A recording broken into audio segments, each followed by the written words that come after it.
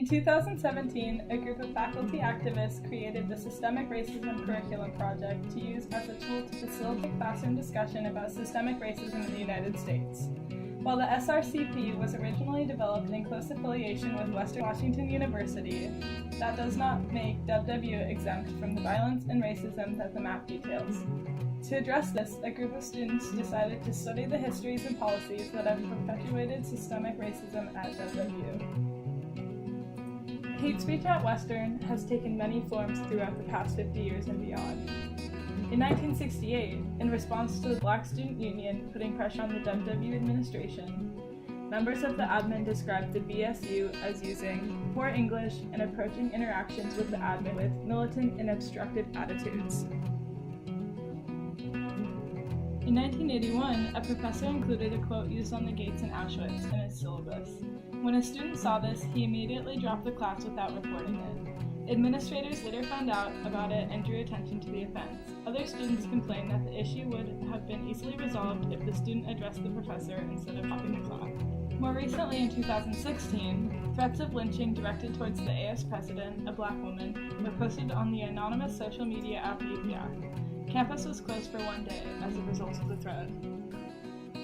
Still, in 2019, a white professor used the N-word during a lesson. The Anthropology Students of Color Union has attempted to confront the Faculty Senate about the incident. They responded by postponing the discussion at the end of winter quarter 2019.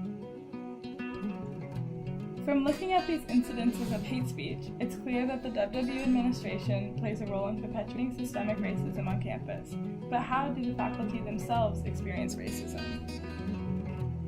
We'll get a load of this. In 2010, 45.5% of faculty of color reported that they experienced subtle discrimination at WWU. By 2017, that percentage had gone up to 73.9%. On the other hand, 24% of white faculty experienced subtle discrimination. This number rose to 36% in 2017.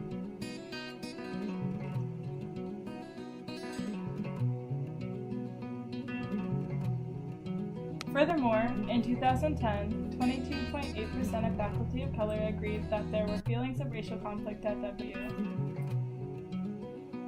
In 2017, this number rose to 51.8%, more than doubling in size. Comparatively, only 2.8% of white faculty reported these feelings in 2010. Incredibly, this number rose to 40.4% in 2017. Moreover, in 2010, faculty of color were asked if all staff were treated fairly at WWU. 17.1% of faculty of color disagreed with this statement, which then rose to 42.3% in 2017.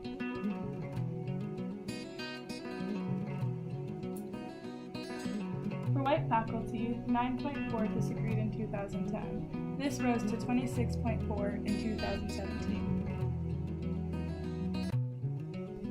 It's no secret that both faculty and students are aware, at least to some degree, of the systemic racism on the WWU campus. As in the case with any oppressive environment, the community members involved have responded. On December 9, 1968, the first Black Student Union meeting was held. The group was forced to occupy the program director of the VU's office after being denied any other spaces to organize on Western's campus. After the sit, the BSU was granted a small vacant office space.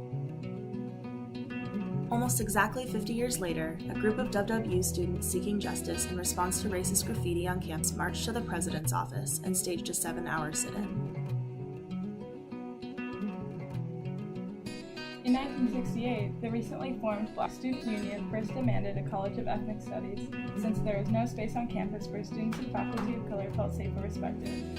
The intention for the college was to create a space for all students to receive an education that described histories of non-white people, contemporary civil rights issues, and strategies for resistance. After careful deliberation and a lengthy period of public comment, President Flora approved the BSU's demands. The approved proposal cites student interest, Western's genuine and unadvertised concern for ethnic minorities, and that the formation of this college was absolutely central to Western's commitment to the objectives. In 1970, the College of Ethnic Studies was created alongside Huxley College of the Environment and Fairhaven College, with all the same credibility, financial resources, and curricular autonomy. However, unlike its two sister colleges, the College of Ethnic Studies encountered significant resistance from white faculty and community members. Some protesters felt that teaching non-white history was unnecessary because students of color should be able to learn from any role model regardless of their race. Some claimed that it was divisive because it excluded white students. After ongoing pushback, in 1978, Western decided to abolish the college and split the curriculum between the newly developed American Cultural Studies and Human Services program. Despite the fact that the College of Ethnic Studies curriculum was supposedly incorporated into the Human Services Department, the Human Services Student of Color Union hosted a number of forums in 2019 expressing that their needs were not being met. The dean of the college not only dismissed their concerns, but tokenized students and faculty of color for their labor. Despite a number of contemporary demands, there has been no genuine home for the College of Ethnic Studies since 1978. Acts of resistance by students at WWU haven't always been formally organized.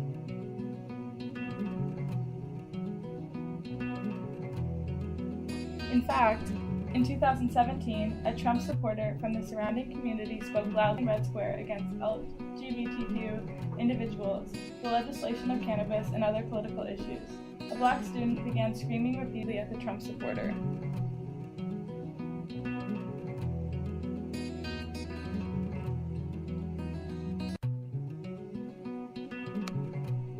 In a similar fashion, in 1998, students anonymously chalked phrases of privilege and diversity to create campus dialogue.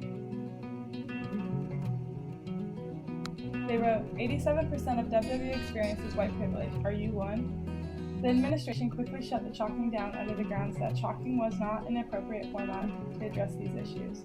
They reported that WWU was working on a committee that will address concerns of the community in a more appropriate way.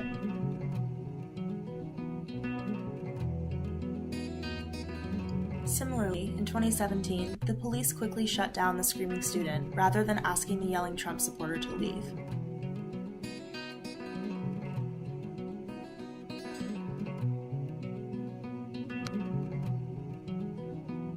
Both instances ended unfavorably for the students fighting for racial justice.